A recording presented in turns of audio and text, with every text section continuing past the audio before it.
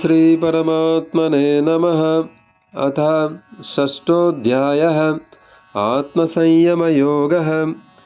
योगिनामपि सर्वेषां मद्गतेनान्तरात्मना श्रद्धावान् भजते यो मां समे युक्ततमो मतः।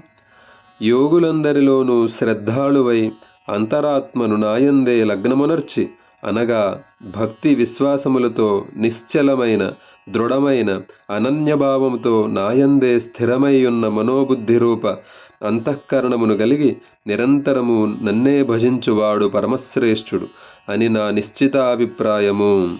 ఓం తత్సదితి శ్రీమద్భగవద్గీతాసు ఉపనిషత్సు బ్రహ్మ విద్యాయాం యోగశాస్త్రే శ్రీకృష్ణార్జున సంవాదే ఆత్మసంయమయోగో నామ షష్ఠోऽధ్యాయः.